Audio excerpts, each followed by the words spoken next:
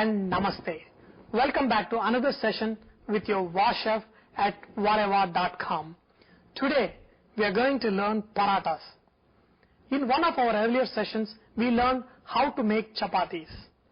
When you make the chapati into a layer or stuff them with a filling, they are called parathas. Parathas are very popular in northern part of India.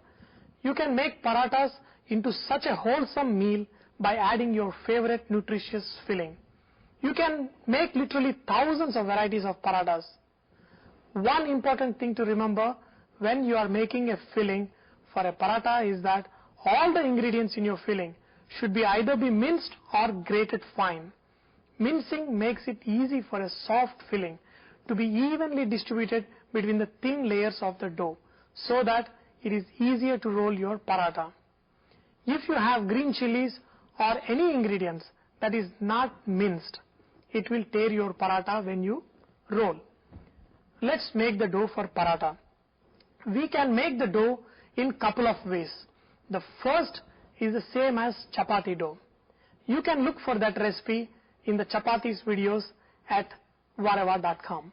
The second is same as chapati dough. The only difference is that you first add oil to the flour and add water and knead the dough.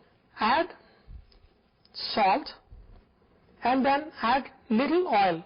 Mix it up a little bit and add water. This process of adding oil earlier to the dough makes the paratha slightly crispy when it is done. Don't add too much oil, as excess oil can make it brittle like the samosa dough and it will tear the dough while rolling. Remember the general rule that it usually takes around 55% of water. Like if you have 100 grams of flour, it will take 55 ml of water. Knead the dough well. If you knead the dough well, when you roll you can make as thin as possible, and that helps in our paratha making. After you knead the dough, add little more oil on the top. Now the dough is ready. All you have to do is rest the dough for like 15-20 minutes. Now that the dough is ready, we will make the stuffing. Stuffing can be made in two ways. First, you can add all the raw ingredients together, mix and make a quick filling.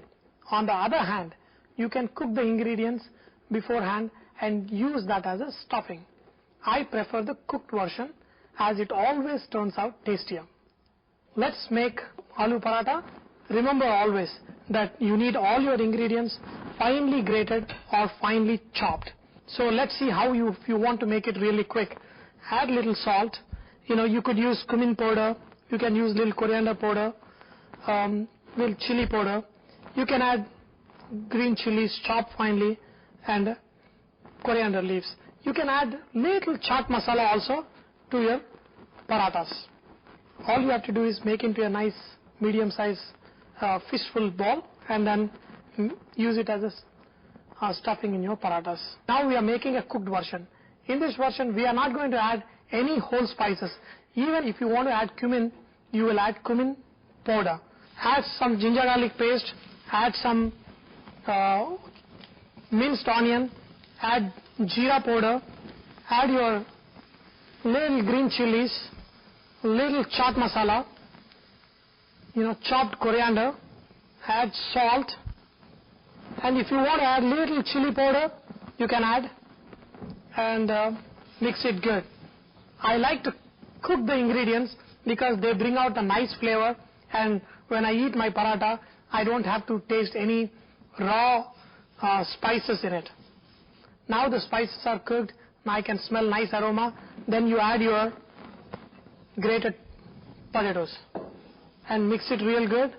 You don't have to cook this potato mixture because potatoes are already cooked. This smells really different from uncooked potato mixture to a cooked mixture. The cooked mixture always tastes better. You mix your cooked potato stuffing, add few drops of lemon juice. That will add a very nice flavor to your stuffing, and when you cook your parathas will taste really good. So let's make the paratha now. All you do is take the dough, make into a long shape and cut into equal sizes. If you want bigger parathas, you can cut them bigger. If you want smaller, you can cut them little smaller. I always like to cut because you get equal portion, equal sizes. To add a stuffing into a dough, you spread the dough with your fingers. Make the edges thin. You could use rolling pin also. Center a little more thicker than the edges. Now you can put your filling in the center and pull the edges.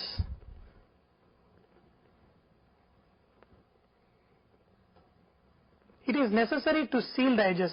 You can do this by gathering the edges together at the center and twisting them together so it seals the stuffing inside, leaving an even layer of the dough all around. I love making my parathas with more stuffing. Sometimes I make my parathas with double the stuffing. Now, to roll, evenly press on all direction. See, this is the easiest way to make your paratha. Sometimes when you roll your paratha, you may see bubbles. These are the air bubbles that are left inside when you seal it. Just take a fork, press it out. Now you can see that the stuffing is sealed inside very well. All you do is take the rolling pin and evenly make into a 1/8 inch thickness. Some people prefer it a little thicker. If I use more stuffing, I would make my paratha a little thicker. After that, dust off any excess flour. A good paratha, if you see very carefully, you can literally see the stuffing inside at all the edges. You can see little coriander sticking out from inside, but it has not come out. The reason it has not come out is because you made a smooth, fine mince stuffing. So now you put this on a hot griddle. Now, in case if you don't get even coloring, take a cloth or a paper towel and press those areas which don't have even coloring until it becomes evenly brown in all the areas. Add a good amount of butter and kind of shallow fry the paratha and enjoy it with a big glass of lassi or pickle and yogurt. When you make your paratha at home and eat, do not forget to say, Vare Vah. Remember to post your recipes, videos and cooking tips at vareva.com so others may benefit from your great cooking. Thank you.